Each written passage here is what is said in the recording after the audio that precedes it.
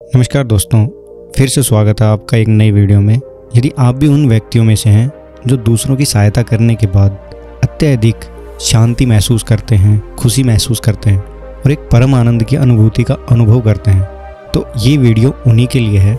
कृपया वीडियो को लास्ट तक देखें, तभी आप समझ पाएंगे कि कर्म रहस्य क्या है। जो दिखाई देता है वह सब कुछ होता नहीं है। तो चलिए वीडियो शुरू करते हैं। देखो, हम दूसरों की सहायता करते हैं, विशेषकर उनकी जो शारीरिक आवश्यकताओं को पूरा करने में सक्षम नहीं होते, और निसंदेह ये एक पुण्य का कर्म है। लेकिन कभी आपके मन में ये ख्याल आया है कि सबसे बड़ी सहायता क्या हो सकती है? क्या किसी भूखे को रोटी देना सबसे बड़ी मदद है, या किसी नंग व्यक्ति को वस्त्र देना, या फिर किसी बीमार को दवाई देना? देखो, इन सभी कर्मों में पुण्य है, सेवा है, लेकिन स्थायित्व नहीं है, क्योंकि मनुष्य को भूख फिर से लगेगी, तन फिर से थकेगा, शरीर फिर से बीमार हो सकता है, दुख फिर से आ सकता है। तो वो कौन सी सहायता है जो स्थायी है?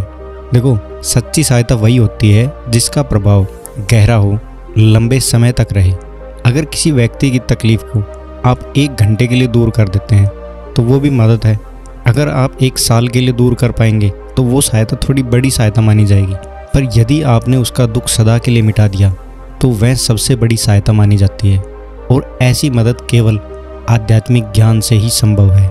अगर आप किसी की चेतना को जगा दो तो फिर न उसे भूख का डर होता है, न अभाव होता है, और न ही मृत्यु का भय रहता है। देखो, अन्य किसी भी सहायता से केवल कुछ समय की राहत मिल सकती है, लेकिन आत्मज्ञान मनुष्य के सारे अभाव का अंत कर सकता है।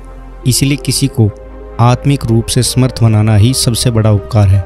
और जो इस तरह का ज्ञान दे सके वही वास्तव में मानवता का सच्चा हितैषी है। हमने देखा है, जिन्होंने मानव को भीतर से बदला है वही युगों तक पूजे हैं, क्योंकि आध्यात्मिक शक्ति ही हमारे सारे कार्यों की मूल शक्ति है। इसीलिए इन सहायताओं को 3 वर्गों में विभाजित किया है। देखो, सबसे पहला होता है शारीरिक सहायता। भूख मिटाना जरूरी है, लेकिन वह भूख दोबारा लगेगी। जब तक मनुष्य की प्रवृत्ति नहीं बदलेगी तब तक उसका चिंतन नहीं बदलेगा, क्योंकि दुख लौटते रहते हैं। हम अस्पतालों से अगर देश को भर भी दें, अगर गांव में अनाज भी बंटवा दें, फिर भी उन दुखों का अंत नहीं हो सकता, क्योंकि इससे ना तो चरित्र बदलेगा और ना ही चेतना जागेगी। दूसरा होता है बौद्धिक सहायता। ज्ञान देना महान कार्य है, क्योंकि ज्ञान ही जीवन है और अज्ञान ही मृत्यु। एक अंधकार में जीवन केवल सांसों की गिनती है, पर उसमें कोई सार नहीं होता। फिर भी ये दीर्घकालीन सहायता नहीं है।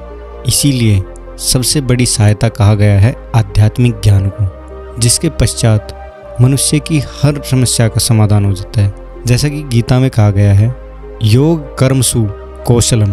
कर्म में कुशलता ही योग है, और ये कुशलता आपके अंदर बाहरी दक्षता से नहीं आती, बल्कि भीतर की सजगता से आती है। जब कर्म करने वाला कर्ता नहीं रहता, बल्कि साक्षी भाव में उतर जाता है, तभी वो मुक्त होता है।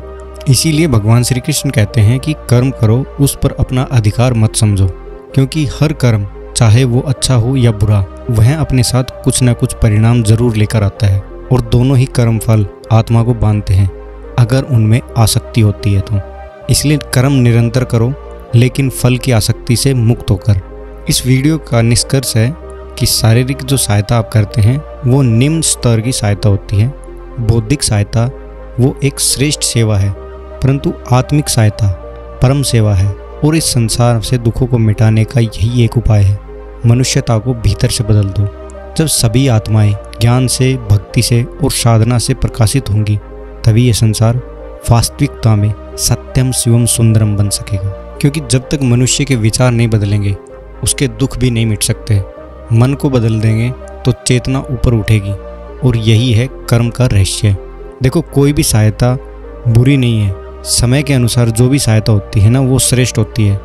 और अगर आपको ये वीडियो अच्छी लगी तो प्लीज़ लाइक करें, शेयर करें और चैनल को ज़रूर सब्सक्राइब करें। मिलते हैं नेक्स्ट वीडियो में, तब तक के लिए धन्यवाद।